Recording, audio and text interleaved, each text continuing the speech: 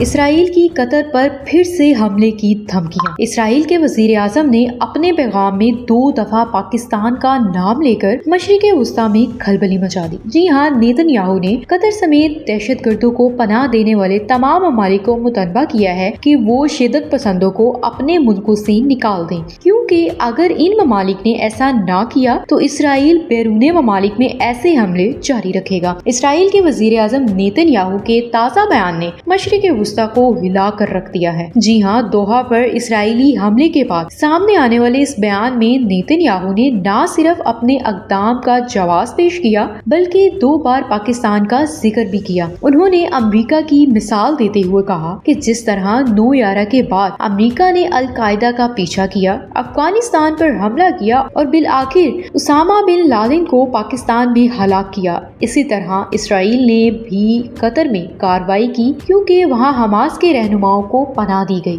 اسرائیلی فوج میں یہ تشویش پائی جاتی ہے کہ انہوں نے گزشتہ روز دوحہ پر جو فضائی حملہ کیا ہے، اس میں حماس کا کوئی سرکردہ رہنما نہیں مارا گیا بلکہ نسبتاً جونیئر رہنما اس حملے میں نشانہ بنے۔ حماس کا کہنا ہے کہ اسرائیلی حملے میں اس کے 6 لوگ مارے گئے ہیں، لیکن ان میں کوئی بھی سینئر رہنما شامل نہیں ہے۔ جب امریکہ میں اسرائیلی سفیر سے اس حوالے سے سوال کیا گیا تو ان کا کہنا تھا کہ اگر ہم اس بار انہیں نشانہ نہ بنا سکے تو اگلی دفعہ پھر انہیں ہدف بنا لیں گے۔ نیتن یاہو نے مزید اس حوالے سے کہا کہ دنیا کو اسرائیل پر تنقید کرنے کی بجائے اسے سراہنا چاہیے، کیونکہ امریکہ کے اقدام پر بھی دنیا نے اعتراض نہیں کیا تھا بلکہ اسامہ بن لادن کی موت پر خوشیاں منائی گئیں۔ انہوں نے یہ واضح پیغام دیا کہ قطر سمیت کوئی بھی ملک اگر شدت پسندوں کو پناہ دے گا تو اسرائیل ایسے حملے کرنے سے گریز نہیں کرے گا۔ بیان میں پاکستان کا حوالہ خاص طور پر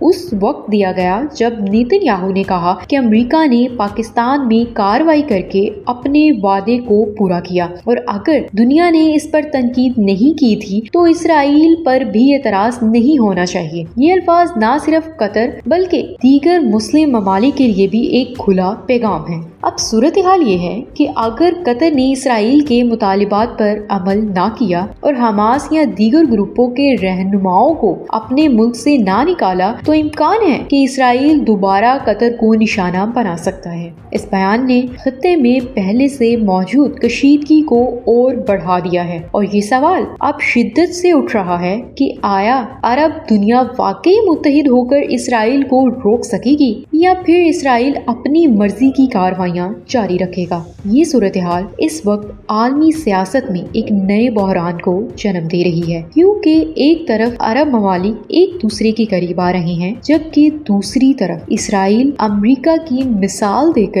اپنے اقدام کو جائز قرار دینے کی کوشش کر رہا ہے۔